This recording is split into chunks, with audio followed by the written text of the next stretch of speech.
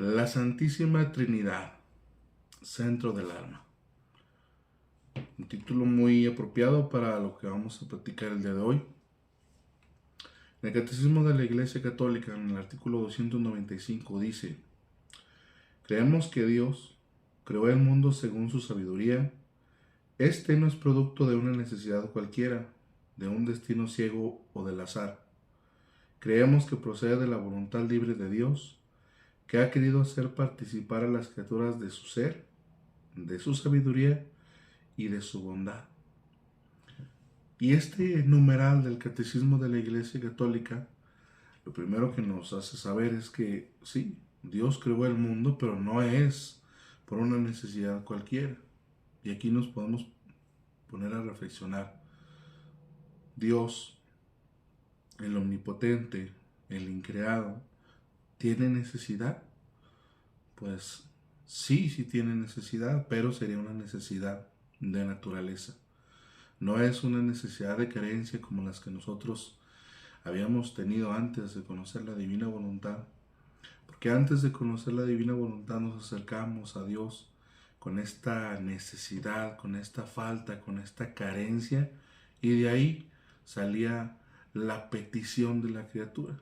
Pues le pedíamos a Dios que nos ayudara, que nos diera los medios, que nos diera el trabajo, que nos pusiera en tal situación, que nos quitara tal enfermedad y así de todo lo demás. Pero cuando ya pasamos, tratamos de vivir en la divina voluntad, esas necesidades pues vemos que se cambian y ya no se vuelven necesidades, ¿verdad? Porque todo lo que le acontece a la criatura que trata de vivir en la divina voluntad, lo vive así, lo vive dentro de la divina voluntad. Entonces para Dios la necesidad no es una necesidad de carencia, no es porque le falte algo. Él es todo, Él es la vida, la fuente de todos los bienes. No le falta nada absolutamente. Pero, según lo que nos dice San Juan en una de sus cartas, donde él nos dice que Dios es amor, entonces, si Dios es amor, la necesidad se vuelve una necesidad de naturaleza. ¿Por qué? Porque la naturaleza del amor es amar y ser amado.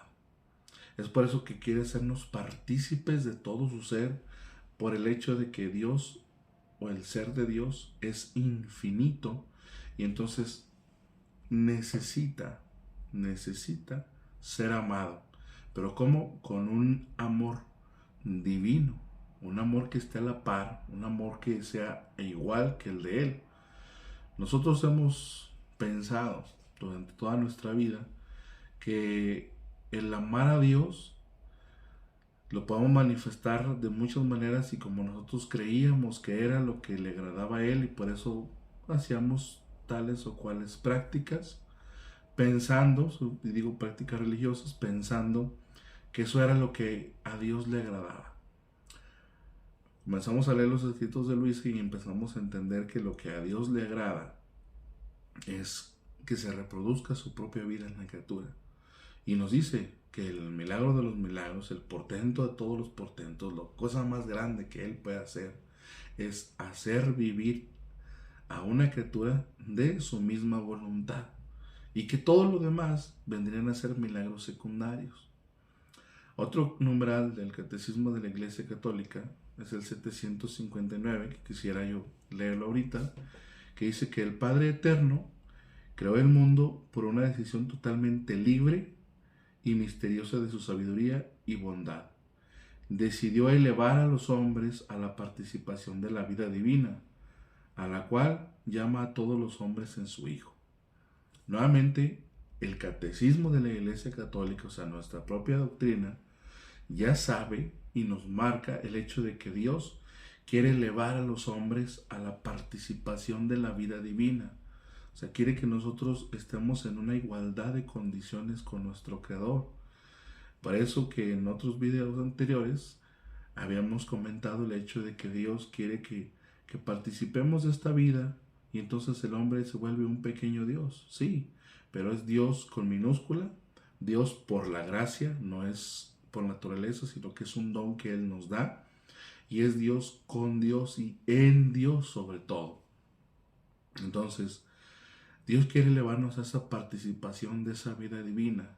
El detalle está en que nosotros de verdad nos creamos el hecho de que Dios nos hace esta invitación, de que Dios creó al hombre precisamente para esto, para ser partícipes de esa naturaleza divina.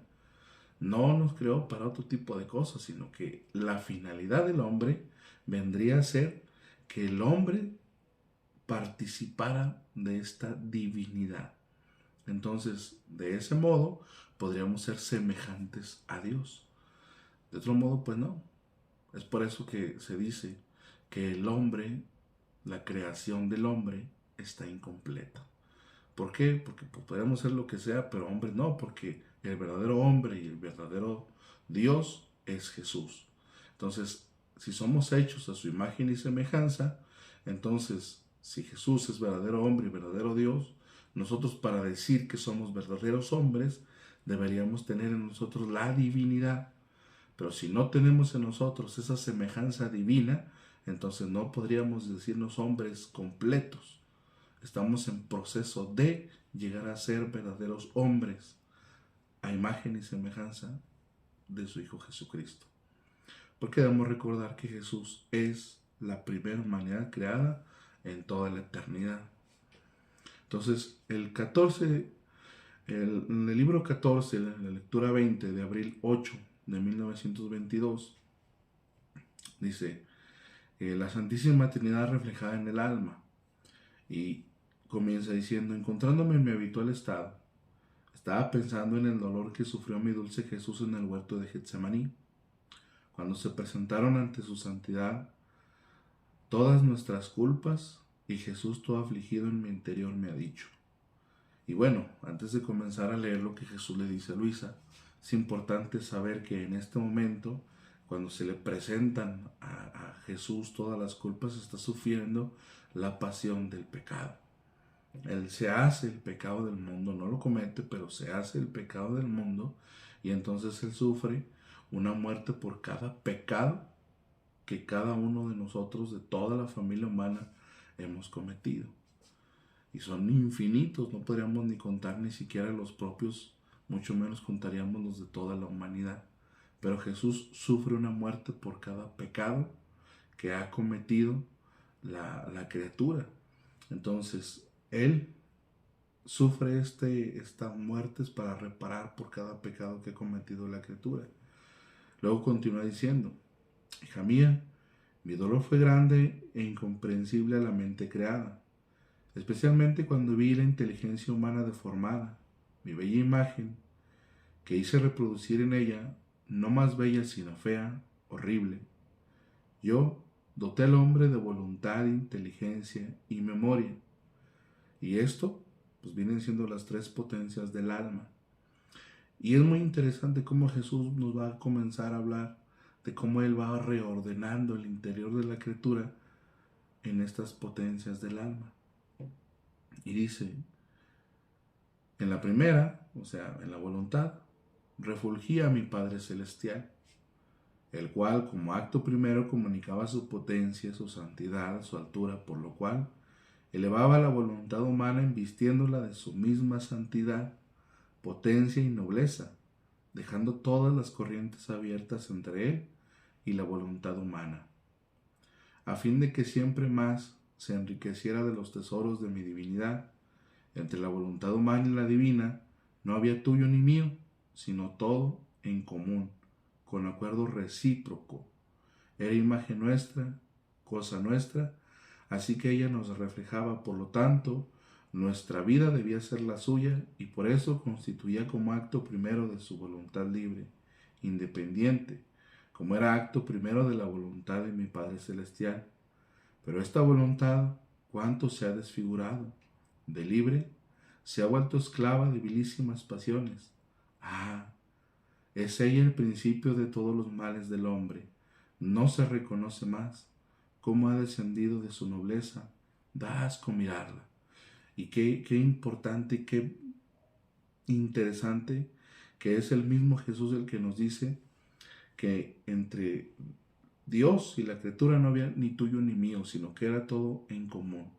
Y eso es la finalidad de la criatura. Ese es el punto último, el punto máximo, el culmen al cual estamos llamados a vivir, o para lo que Dios nos creó, a ser una sola cosa con Él. Que entre Dios y cada uno de nosotros no haya ni tuyo ni mío, que no estemos pensando en un Dios que ya está lejos, apartado de cada uno de nosotros en el cielo, sino que haya un común acuerdo y la vida de Dios sea mi misma vida, que podamos vivir la vida de Dios y reproducirla estando aquí en la tierra. Esa vendría a ser la finalidad para la cual nosotros fuimos creados. Por eso es que nuestra voluntad pues refugia al Padre, tal como lo dice Jesús. Y tristemente, pues nos vamos en picada porque nuestra voluntad se va deformando. Cada vez que nosotros vamos haciendo actos con nuestra propia voluntad humana, se va deformando. Pero la voluntad divina es precisamente la que va revirtiendo esa deformidad y entonces la reordena en su punto tal cual Dios la pensó para cada uno de nosotros. Y dice después, como acto segundo, concurrí yo, Hijo de Dios, dotando al hombre de inteligencia, comunicándole mi sabiduría, la ciencia de todas las cosas, a fin de que conociéndolas, pudiese gustar y hacerse feliz en el bien. Pero, ¡ay de mí! ¡Qué mar de vicios es la inteligencia de la criatura! De la ciencia se ha servido para desconocer a su creador. Y es verdad. O sea, la gente está pensando en todo menos en Dios. Está pensando, utiliza toda la ciencia, utiliza todo el conocimiento que va teniendo. ¿Para qué? Para pensar solamente en sí mismo, en el yo, para engrandecerse a sí mismo. Y Jesús, en otra lectura de los escritos del cielo, pues nos dice que las reflexiones personales van encorvando el alma, de modo que no ve al cielo, sino que se ve a sí misma y se va deformando. Entonces, esta inteligencia sí se nos dio, pero para conocer a nuestro Creador. Y esto no quiere decir que no aprendamos cosas nuevas, ¿no? Sí las podemos aprender, pero en todas las cosas que vamos aprendiendo, tenemos nosotros que buscar cómo es que la voluntad de Dios se ha manifestado en la cosa creada. Cómo es que Dios ha puesto ahí uno de sus atributos. De modo que cada vez que yo vaya conociendo alguna ciencia o vaya conociendo alguna otra cosa, vea a Dios en lo que estoy conociendo. Así sí puedo aprender otras cosas.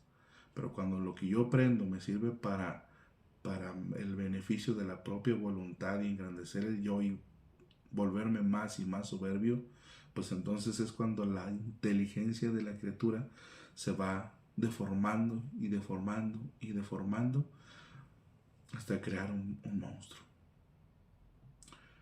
Pero pues hay que recordar que conforme nosotros nos vamos adentrando en este ambiente de la divina voluntad, la misma divina voluntad, el mismo Jesús es el que va reordenando estas potencias. Y ya dijimos, primero la voluntad, la memoria, y entonces la inteligencia nos la va ordenando completamente.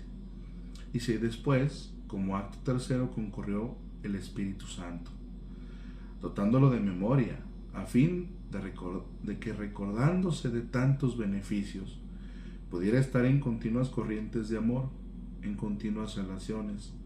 El amor debía coronarla, abrazarla e informar toda su vida. Pero, ¿cómo queda conquistado el eterno amor? Esta memoria se recuerda de los placeres, de las riquezas y hasta de pecar, y la Trinidad Sacrosanta es puesta fuera de los dones a su Creador. Mi dolor fue indescriptible al ver la deformidad de las tres potencias del hombre. Habíamos formado nuestra morada en él y él nos había arrojado fuera. Entonces, en el hombre pone la potencia del alma, que es la memoria, ¿de acuerdo? Que esta memoria es la que, como nos dice Jesús, nos ayuda a traer al presente. Es como una manera de hacernos partícipes de la omnipresencia de Dios. Pero nosotros, al recordarnos puras cosas que no son de Dios, sacamos de nuestra vida, sacamos de esa potencia del alma que es la memoria a Dios, para meter todo lo que no es Dios. Y es ahí en donde está el problema, porque nos recordamos de todo menos de Dios, y a Dios lo tenemos como un mero requisito. Ya fui a misa el domingo, ya estoy cumpliendo como un católico. No se trata de cumplir en mi religión católica. No se trata de ser, entre comillas, espiritual porque ya fui a misa el domingo y ya toda la semana puedo hacer todo lo que yo quiera. No se trata de eso. Se trata de que la vida de Dios y la vida mía sean una sola. O sea, la vida de Dios sea mi vida. Ahí es en donde está el punto máximo y a la cual todos somos llamados. Y lo vuelvo a repetir. Esa es la finalidad para la que nosotros fuimos creados, para reproducir la vida de Jesús en la tierra, para no arrojar más a la Santísima Trinidad del alma. Si nos fijamos, si en nuestras potencias del alma, que es voluntad, inteligencia y memoria, refulgen el Padre, el Hijo y el Espíritu Santo, pero como lo dice Jesús, cada vez que nosotros utilizamos nuestra voluntad, nuestra inteligencia y nuestra memoria para hacer nuestra propia voluntad, estamos sacando, estamos echando, arrojando a Dios fuera de nosotros, aun y cuando estamos haciendo cosas buenas. Hay otra lectura del volumen 14, que es la 22, de abril 13 de 1922, donde nos habla que el alma que vive en el querer divino, pues vive en el seno de la Santísima Trinidad. Y hay una conversación muy bonita, muy hermosa en esta lectura entre Jesús y Luisa. Y la voy a leer, dice: Luisa, hija de mi querer, ¿quieres tú vivir siempre en mi querer?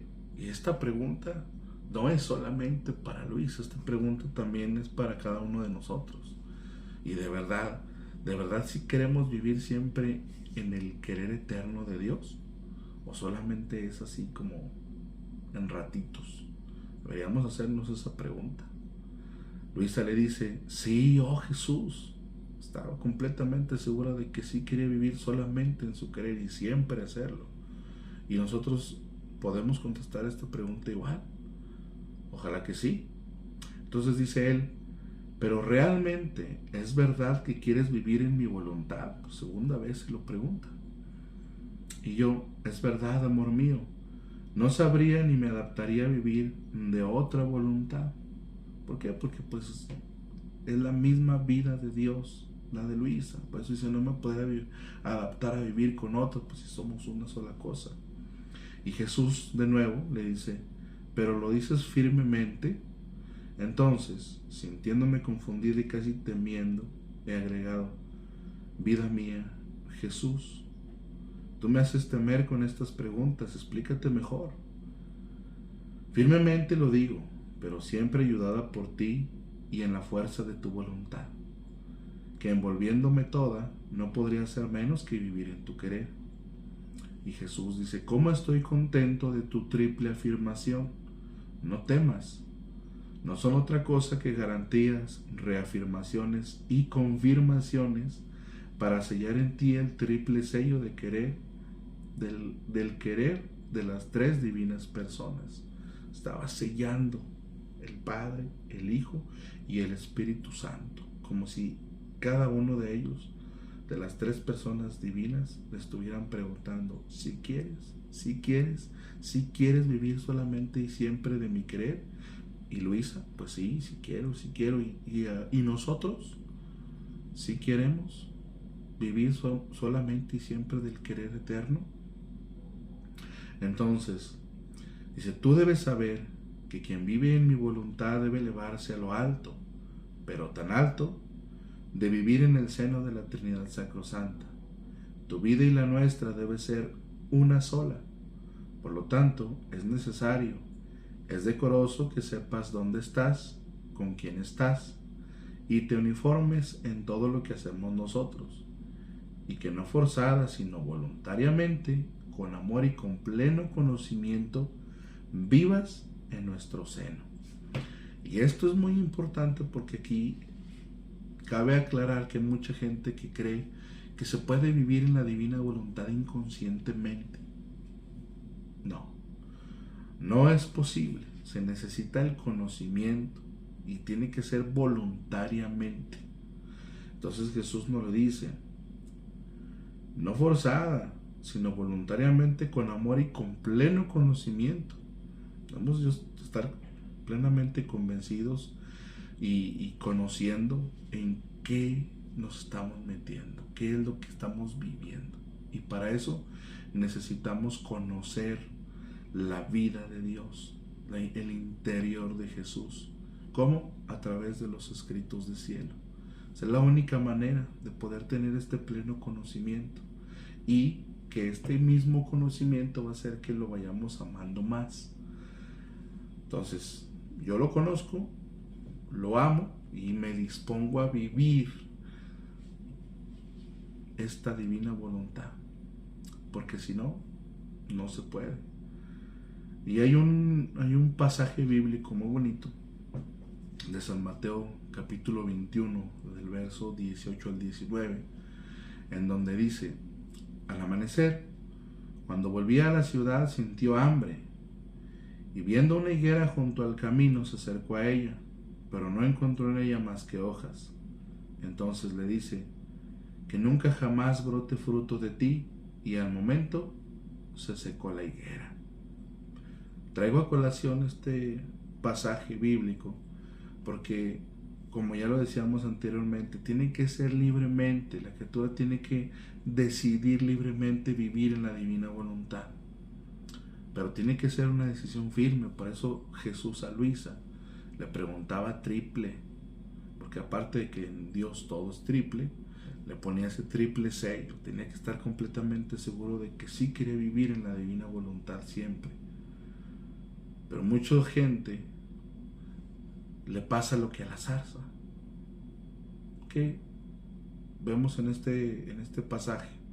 Jesús voltea, ve la zarza, ve que tiene muchas hojas, la higuera, ve que tiene muchas hojas, y pues cuando las higueras tienen muchas hojas es señal de que tiene mucho fruto, de que ya está listo el fruto de la higuera.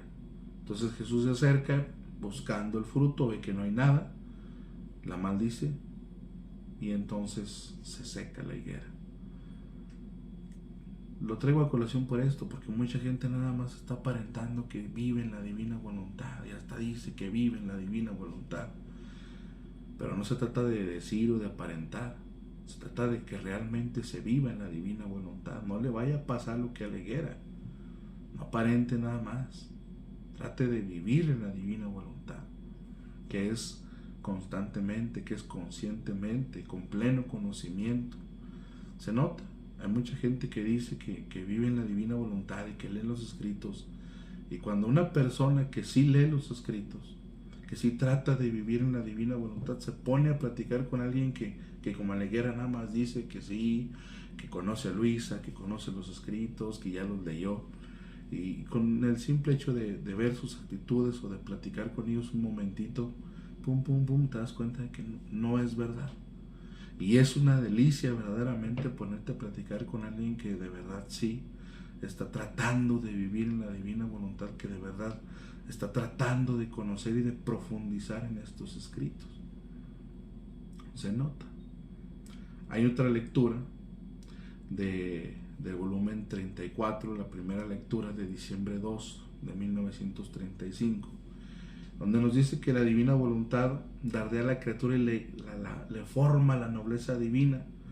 Y entonces nos da un ejemplo muy bonito del sol. Vamos a leer esto que dice: hija mía bendita, cuando la criatura hace y vive en la divina voluntad, nuestro Ser Supremo la dardea con su luz continuamente, le dardea la mente y pone en ella la nobleza de los pensamientos divinos, de modo que siente en su inteligencia, memoria y voluntad la santidad, el recuerdo de su Creador, el amor, la voluntad de aquel que, haciéndole de actor, forma en ella el orden, la sabiduría divina, dardeándola pone sus besos de luz, la sustancia divina en su mente, de modo que todo es noble, todo es santo, todo es sagrado en ello.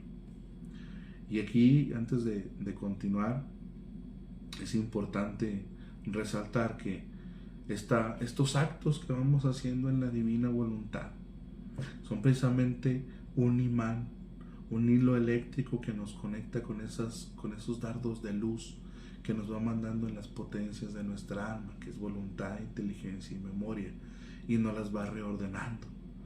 De modo que cuando nos va reordenando las potencias del alma, pues se acaban los traumas. Porque ahí en nuestra alma es en donde están nuestros supuestos traumas de que mi papá de chiquito me dejó, de que viví triste porque no tenía dinero y tal y tal y tal. Pero viviendo en la divina voluntad, Dios mismo se encarga de ir reordenando estas potencias del alma, esta voluntad, inteligencia y memoria. ¡Pum! Se acaban esos traumas. No hay, no existen. Porque dejamos de estar pensando en mí mismo, de estar centrándonos en nosotros mismos, y entonces nuestra atención está completamente centrada en darle vida a la divina voluntad en cada acto de nuestras vidas.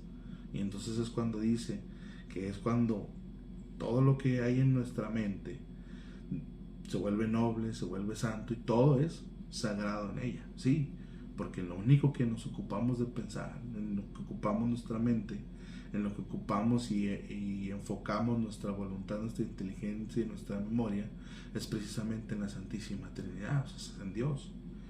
Dice, este actor de mi querer, formando su sede en la inteligencia creada con su potencia y maestría, forma en ella su imagen, le dardea el corazón y forma la nobleza del amor, de los deseos, de los afectos, de los latidos, dardea la boca y forma la nobleza de las palabras, dardea las obras y los pasos y forma las obras santas, la nobleza de los pasos, y no solo dardea al alma, sino también al cuerpo, y con su luz inviste la sangre y la ennoblece, de modo que la criatura se siente correr en su sangre, en sus miembros, la plenitud, la santidad, la sustancia de la nobleza divina. Este actor, de modo de mi vida, de mi divina voluntad, toma el oficio de artífice insuperable de transformar a Dios en la criatura y la criatura en Dios. Y esto es increíble. Lo voy a leer otra vez. Este actor de mi divina voluntad toma el oficio de artífice insuperable, pues claro, de transformar a Dios en la criatura y la criatura en Dios. Y es impresionante cómo nos dice que Dios se transforma en la criatura y la criatura se transforma en Dios, porque son una sola cosa.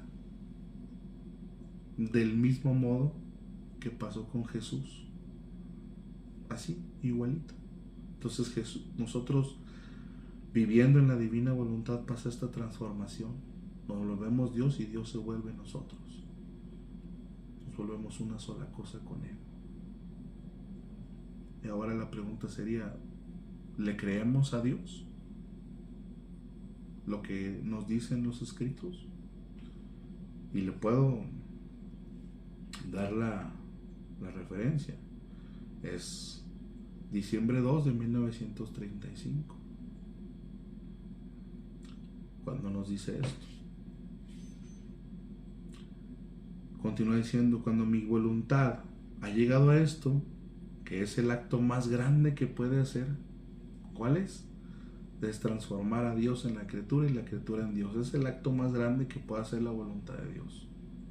No hay otra cosa.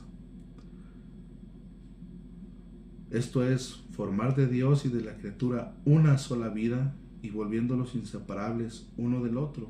Se reposa en su obra y siente tal felicidad porque ha vencido a la criatura, ha formado su trabajo en ella y ha cumplido su voluntad. Entonces parece que dice en el énfasis de su amor, he hecho todo, no me queda otra cosa que poseerla y amarla. Y todavía nos hacemos del rogar, todavía no nos la creemos lo que Jesús quiere hacer de cada uno de nosotros. Tenemos que abrirnos, estar totalmente dispuestos y ser materia dispuesta y disponible para que Dios haga con nosotros lo que Él quiere. De modo que, como la misma lectura nos lo dice, o sea, es el mismo Jesús el que nos dice, no hay otra cosa más grande que pueda hacer más que esto, de que la vida de la criatura y la de Dios sea una sola cosa, una sola vida. Jesús y el alma tiene que ser una sola. ¿Estamos dispuestos a eso? ¿Estamos dispuestos a renunciar a nuestra propia voluntad, a nuestra propia vida, para transformarnos en Dios, para tener esa vida de Dios? Ser una sola cosa con Él, que ya no haya una división, que ya no haya un Dios lejano y yo aparte, sino que seamos una sola cosa. Hay otra lectura del libro 11, la lectura 55 de junio 12 de 1913. Y aquí nos habla de cómo en la Santísima Trinidad están las almas de cada uno de nosotros. Y dice: hija mía, ¿cómo es que te afliges por esto? En vez de afligirte deberías alegrarte, porque cuando tú meditabas y tantas bellas reflexiones surgían en tu mente, tú no haces otra cosa que tomar de mí parte de mis cualidades y de mis virtudes, que vienen siendo pues los atributos divinos. Ahora, habiéndote quedado solo por el poder unirte y ensimismarte en mí, tomas de mí todo, y no siendo buena para nada, conmigo eres buena para todo, porque conmigo quieres el bien de todos, y solo con el desear, el querer el bien, produce en el alma una fortaleza que la hace crecer y la fija en la vida divina. Además, con unirse y ensimismarse conmigo, se une con mi mente, y así tantas vidas de pensamientos santos producen las mentes de las criaturas. Conforme se une con mis ojos, así produce en las criaturas tantas vidas de miradas santas. Así, si se une con mi boca, dará vida a las palabras. Si se une con mi corazón, a mis deseos, a mis manos, a mis pasos. Así, a cada latido dará una vida. Vida a los deseos, a las acciones, a los pasos, pero vidas santas, porque conteniendo en mí la potencia creadora, junto conmigo el alma crea y hace lo que hago yo. Y esto es muy bonito, porque nos está dando el modo de cómo es esta oración en la divina voluntad. O sea, nos dice lo que pasa cuando el alma se pone a hacer un giro.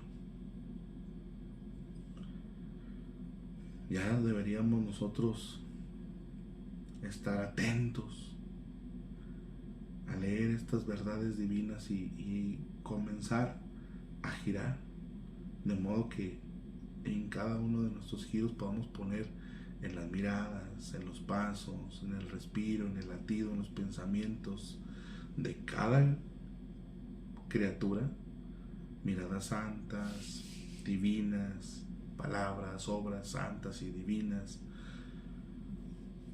Y todavía pensamos que es poquito. Se nos hace poca cosa la divina voluntad cuando nos hablan de ahí. Dicen, no se trata de que sea poca cosa. Esto es lo máximo que puede darnos Dios. No hay otra cosa que pueda hacer por la criatura. Esto es lo más grande que puede darnos. Y dice: ahora, esta unión conmigo, parte por parte, mente por mente, corazón por corazón, etc., produce en ti, en grado más alto, la vida de mi voluntad y de mi amor. Y en esta voluntad viene formado el Padre, en el amor el Espíritu Santo, y del obrar de las palabras, de las obras, de los pensamientos y de todo lo demás que puede salir de esta voluntad y de este amor, viene formado el Hijo. Y he aquí la Trinidad en las almas. Así que si debemos obrar, es indiferente obrar en la Trinidad en el cielo o en la Trinidad en las almas en la tierra. Y esto es para que nos explotara la cabeza. ¿Por qué? Porque ahora ya nos está diciendo cómo cuando la criatura comienza a hacer estos actos en la divina voluntad de desarrollar esta vida divina, para Dios es lo mismo obrar en el cielo que obrar en la tierra. pero en la tierra del alma de la criatura. Porque esa es la verdadera adoración, es la unidad de obras. Se está obrando, son las obras de Dios, que teniendo una misma vida, Dios y la criatura, que es su vida, la vida de Dios, ahora se puede reproducir en la tierra. Por eso es que ya le da igual, porque viene siendo para Dios el cielo, el alma de la criatura. Y aquí hay que poner atención en lo que dije, porque la criatura, el alma de la criatura se vuelve el cielo de Dios. Por eso a Dios le da igual actuar en el cielo que en el alma de la criatura. Para Dios es lo mismo, porque no hay distinción. Y dice, he aquí el por qué voy quitándote todo lo demás. Y si bien cosas buenas y santas, para poderte dar lo más bueno y lo más santo, que soy yo mismo, y poder hacer de ti otro yo mismo, en cuanto a que tú eres posible. Creo que no te lamentarás más, ¿no es verdad? Esta pregunta pues, es retórica de parte de Jesús.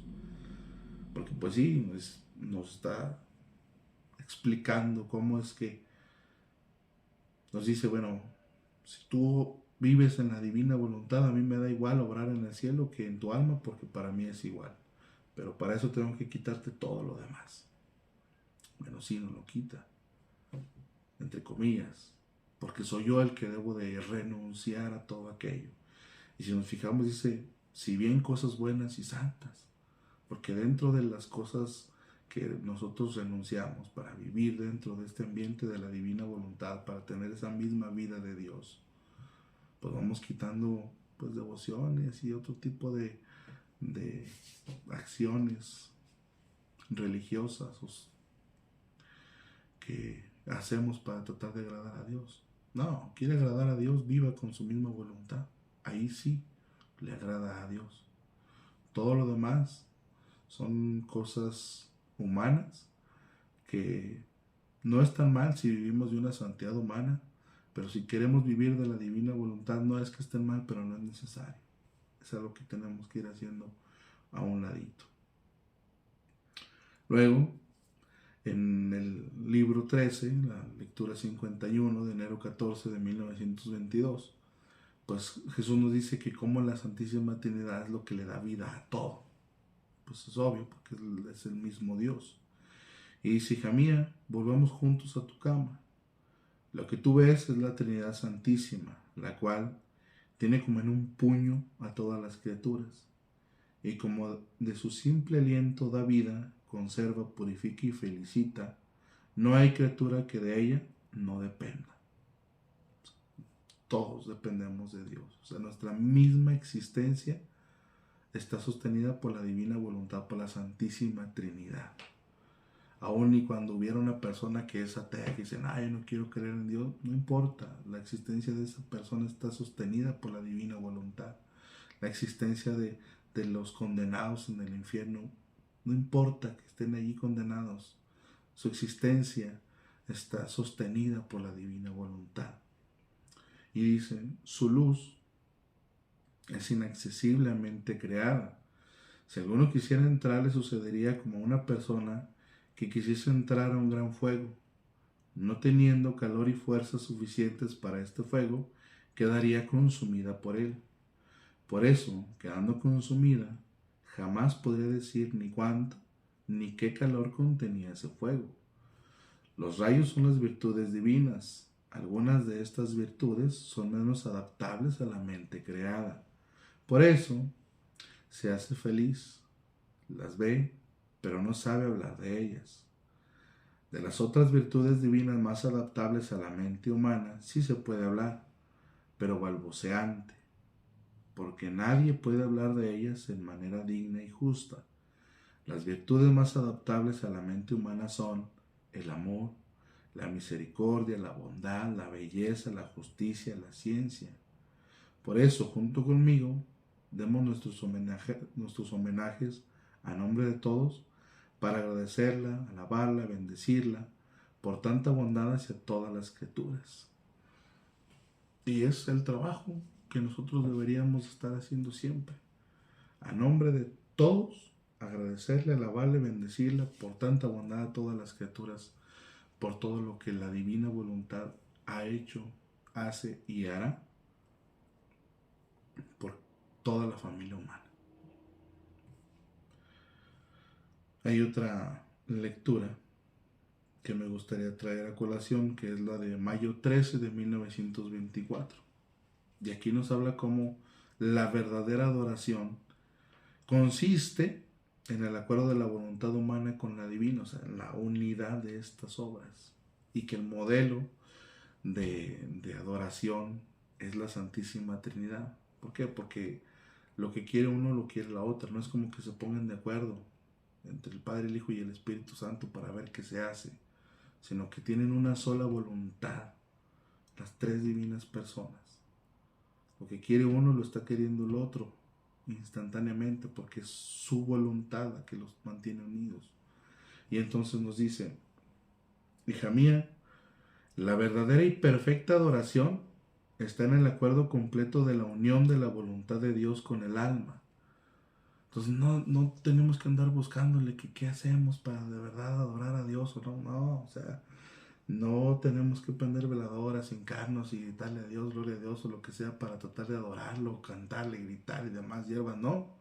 Lo único que sí es tener la unidad de las obras, que esta unidad de obras nos la da el vivir en la divina voluntad, porque estamos reproduciendo la vida de Jesús y se vuelve una sola cosa, Dios y la Escritura, por lo tanto hay unidad de obras. Esa es la verdadera adoración. Y no importa si en esta unidad de obras, en esta vida de la divina voluntad en la criatura, se está cocinando, se está manejando, se está trabajando o lo que sea, o está en misa, no hay ningún problema. No hay diferencia, no hay equivalencias altas o bajas, sino que todo es la obra de Dios, porque el alma vive en la divina voluntad. De modo que es la perfecta adoración. Dice: por cuanto más el alma hace su voluntad con la de su Creador, tanto más se completa y perfecta su adoración. Y si la voluntad humana no es una con la divina, mucho más si está de Dios lejana, no se puede decir que es adoración, sino sombra. Y aquí ya nos está diciendo, bueno, si tus actos no están unidos con la divina voluntad, no importa lo que hagas, no es adoración, sería la sombra. Dice: o bien como una tinta sin color, que no deja ni siquiera el rastro. Y si la voluntad humana no está dispuesta a recibir el beso de la unión de la voluntad suprema, en vez de adoración puede ser insulto y desprecio. El primer acto de adoración es el de reconocer la voluntad de su Creador para cumplirla. Si esto no está, con las palabras se adora, pero con los hechos se insulta y se ofende. Jesús es súper claro. Dice: si quieres conocer el verdadero y perfecto modelo de la adoración, ven conmigo en medio de las tres divinas personas. Hija mía, el primer acto de las divinas personas es el acuerdo perfecto de nuestra voluntad. Y está tan unificada nuestra voluntad que no se puede discernir cuál sea la voluntad de uno o del otro. Tanto que si bien nuestras personas son distintas, somos tres, pero la voluntad es una. Y esta voluntad, una, produce un acto continuado de perfecta adoración entre las divinas personas. La una adora a la otra. Este acuerdo de voluntad produce igualdad de santidad, de luz, de bondad, de belleza, de potencia, de amor, y establece en nosotros el verdadero reino del orden y de la paz, dándonos alegrías y felicidad inmensas y bienaventuranzas infinitas.